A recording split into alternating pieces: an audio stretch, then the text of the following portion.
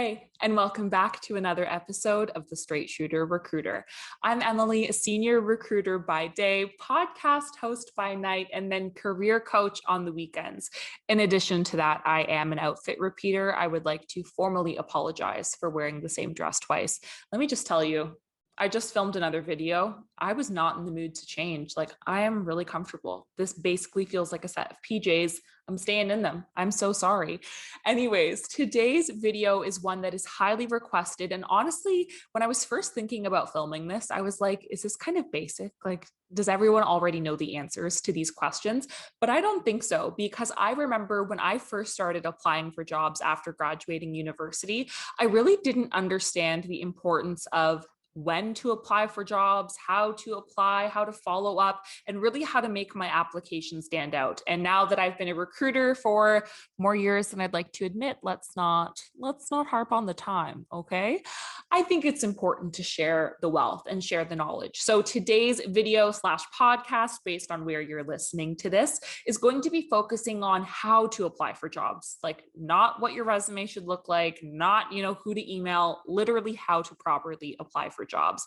If you found this helpful, if you found any of my other content helpful, please subscribe, leave a rating and review if you're listening on the podcast, share a comment down below, let me know what your questions or thoughts were, and don't forget to head over to my Instagram and TikTok at Emily the Recruiter on both of those.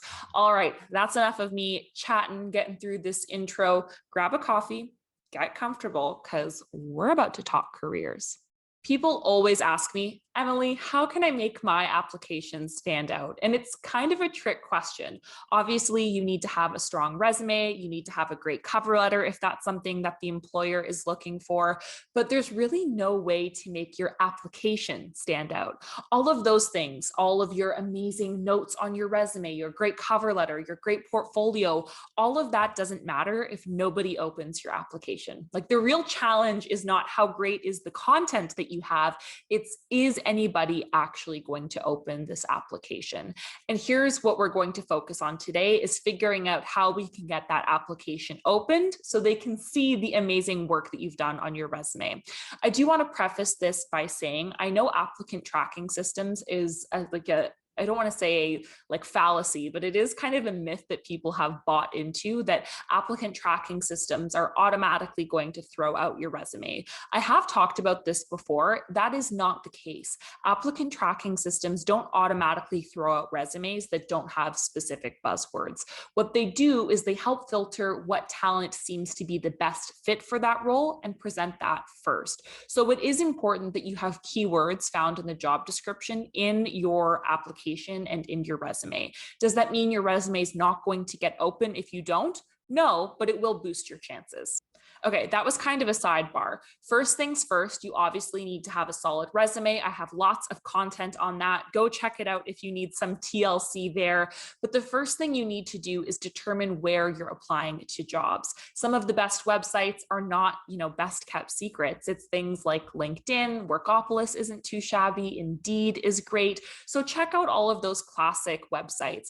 But if there are a couple of companies that you're really keen on, go directly to their website as well. I mean, most times if they've posted to their website, they'll also post to LinkedIn, but it's always good to double check in case they haven't shared one of those specific roles. Part one isn't exactly rocket science. Once you've found a couple of jobs that you're interested in, go in and apply. Again, make sure that you're updating your resume with some of the key skills they're looking for so that you have that reflected on your profile. For example, if a job description that's posted says they're looking for someone with amazing digital marketing skills, make sure that you call out the words digital marketing in your resume and specifically go out of your way to call out your experience with that skill. Don't lie, obviously only apply to jobs you're qualified for, but it's important you have those buzzwords in there to help grab the attention of the system as well as the recruiter. And this is where I messed up royally when I was looking for jobs. I would apply online and I would wait. I would just wait and I would wait for them to call me. And guess what? They never called because they probably never even opened my application. So after you've applied for a job on any of these websites at any company, the most important step is to not stop there. If you want your application to stand out, you need to build a relationship with someone at that company to ensure your resume is 100% getting read. And I'm not saying that recruiters throw out resumes or that they're not looking, but sometimes in really competitive markets, they might not be reading every single resume. So these are going to help boost your odds. After you've applied, you're going to do one of two things. The first thing is you're going to go to your own LinkedIn profile and see what connections you have that work at that company. I'm going to use Amazon as an example. So you've just applied for a role at Amazon. You're going to go on your own LinkedIn, look at your connections, and type up to see who in your network already works at Amazon. What you're going to do there is send them a quick message, something short and sweet, something to the effect of, "Hey, it's Emily. I hope you're doing really well. I just wanted to reach out because I recently applied for a role at Amazon and I would love to connect with you about it. Here's the link to the job," and you insert the link to the job. Please take note, you're not reaching out saying, "Hey, do you know who the manager is? Can you refer me?" Absolutely not.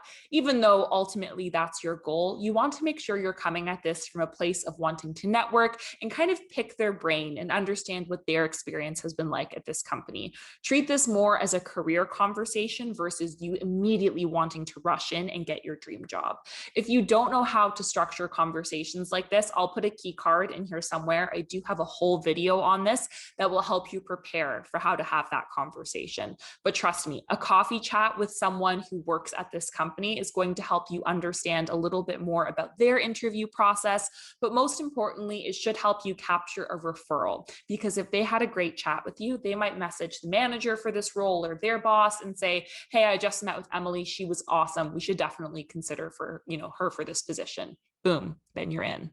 Second thing that you can do is, if you don't have any connections that work at this company, it's time for you to start networking to find somebody who does. So you're going to head back over to LinkedIn and you're going to look up the job title that you've already applied to. So if you applied to a digital marketing manager role, you're going to look up the title digital marketing manager at Amazon on LinkedIn. And you're going to scroll until you find people in your area or in the area of the job that you applied to. From there, you're going to reach out pretty similarly, to how you would if you did not know this person, but you're essentially going to say, "Hey, my name's Emily. I noticed that you work at Amazon. You've had an amazing career in digital marketing. I just recently applied for this digital marketing role. I'd love to set up 20 minutes to chat with you to learn more about your experience." Again, the goal of this is to build relationships with people who work at these organizations so that you're able to have a network of folks advocating for you when there are roles that you're interested in. Remember, treat these as informational interviews, act and dress accordingly, and hopefully if the conversation goes well, they'll help refer you for the position. Friendly reminder, key card is somewhere here to help you navigate those conversations. In my mind, networking is the bare minimum that you can do. So applying directly and then following up with folks at that company is an absolute must do for any job that you're serious about. But if you really want to take it to the next level, you can always go above and beyond to build relationships at companies that you're interested in. This side of things is a little bit more proactive, but is equally important. Especially in the world of COVID, so many events are going completely virtual. So there is no better time than now for you to be checking out different networking events, maybe their career panels, maybe their women in tech events from companies that you're interested in. I personally work at Intuit. I know we've done some awesome virtual events for folks working in tech or folks who are starting small businesses. So if there's an industry that you're interested in, I would highly recommend either just doing a quick Google search with, I don't know, like women in technology events or machine learning events in Toronto and sign up there, or checking out on LinkedIn. A lot of folks are also posting what events are available directly on LinkedIn. So use the search bar there. You can also check out websites like Eventbrite for different events in your area. The value of this is you're going to really expand your network and find a whole bunch of like-minded people working at the companies that you're interested in that you'll be able to network with in depth. Only downside is obviously this is more of like a slow burn process. You're not going to go to an event on Thursday, interview on Friday, and then, get the job on the Monday. It does take a little bit of time, but going to events is a great way to proactively get your name in the mind of the people at these organizations. There's been so many people I've met at recruitment events And I've seen them at, 2 or 3 different events. After a while, I'm like, hey, Sammy, I don't even need your name or introduction. Like, I've seen you a few times. How are you? And it's really easy to keep that person top of mind for jobs that they're interested in. One last thing I really want to clarify is, should I be applying for jobs if I'm underqualified? And I'd like to ask you a question back. Underqualified according to who? According to you? According to the job description? Listen, if the job is looking for a seasoned executive with 10 years of experience and you're 4 years into your career, yeah, probably you're not going to be the best candidate for that job. But if there is a job description with a laundry list of different skills that they're looking for and you have 60, maybe 70% of them, apply. Apply. What is the worst case scenario? You apply to the job and you don't get it. Okay, and like, that's it. That's the worst thing that's going to happen. I see so many candidates pulling themselves out of the race before it even starts because they don't think they meet all of the qualifications. My advice, be bold and apply. Don't apply to be like the CEO of McDonald's if you see that posted, but you know what I'm saying. All to say, the trick to getting your application to stand out isn't really a trick at all. It's networking. Yes, you might get lucky and apply for a job and have the right people call you, and all of the chips will fall into place perfectly. But realistically, in a market as competitive as this one, applying alone is just not going to cut it. You should be applying, networking with people you already know, networking with people you don't already know, and proactively going to recruitment or networking events specific to your industry. I know it feels like a lot of work, but this is really the best way to guarantee your application is getting into the right hands. I hope that this was helpful. It was kind of like a quick little tip, but it's something that was really a game changer for me when I was looking for work. And I know it sucks. It is a lot of work, but it is very much worth it. If you found this or any of my other content helpful, please, please, please like, subscribe, leave a rating if you're listening on the podcast, and check me out on TikTok and Instagram at Emily the Recruiter. And I will see you next week.